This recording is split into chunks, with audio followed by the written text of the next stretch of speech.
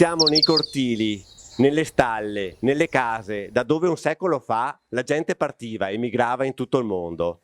Oggi tanti sono tornati, ma qui arrivano anche i turisti, tutti vorrebbero possedere una casa qui.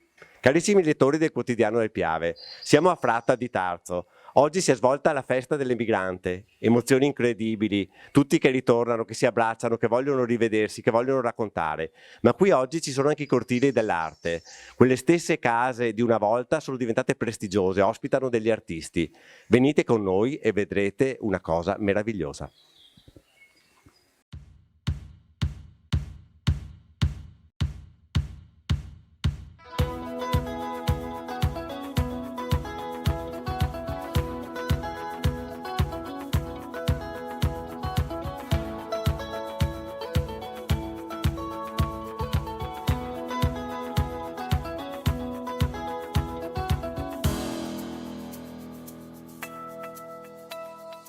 Oggi festeggiamo la 44esima edizione grazie a questa iniziativa portata avanti da sempre dalla nostra Pro Loco di Tarzo.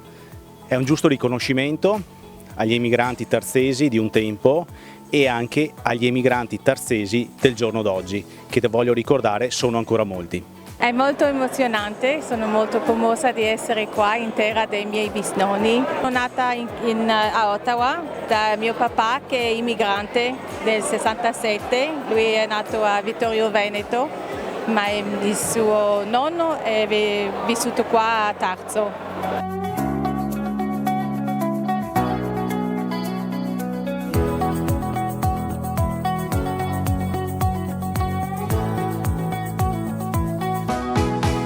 Sempre in collaborazione con la Pro Loco di Tarzo, quest'anno festeggiamo i 10 anni dei Cortili dell'Arte.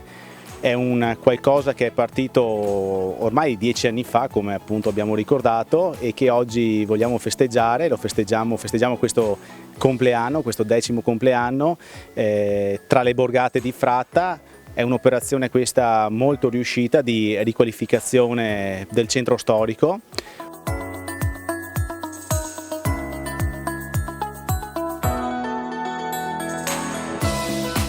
Cosa ci fa Elisabetta ai Cortili dell'Arte? Espongo insomma le mie immaginazioni, cioè prevalentemente sono animali con degli occhi che dovrebbero catturare un po' chi li guarda. Noi siamo il collettivo, siamo un'associazione culturale, ci occupiamo di laboratori per bambini, promozione dell'arte, insomma del territorio. I Cortili dell'Arte sono l'essenza di un borgo che è bello da visitare, ma è bello anche da vivere. Certamente questo borgo è uno dei borghi più belli del nostro comune ed è un borgo che noi vogliamo valorizzare in particolar modo anche attraverso questa manifestazione dei Cortili dell'Arte, che ha come intento quello di far rivivere almeno in questi giorni questi spazi meravigliosi. Un territorio che poi, un borgo che è fatto di persone fantastiche che ci aprono le loro case per questa manifestazione.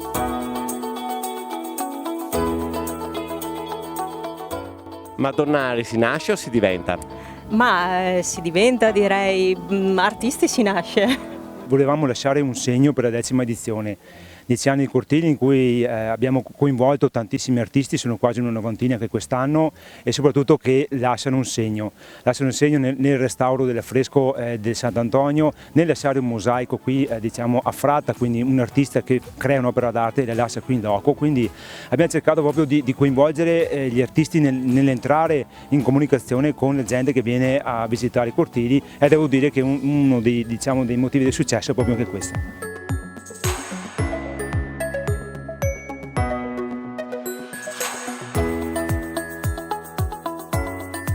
Mi piacciono i 3D perché la gente può vedere quello che vuole all'interno dell'opera, per cui non necessariamente legge le mie lettere, ma può vedere quello che più gli piace.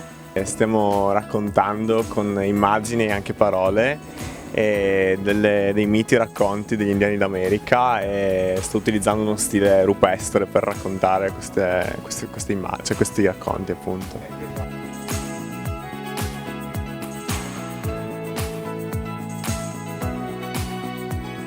murales alle mie spalle rappresenta il distacco ed esprime il dolore della partenza.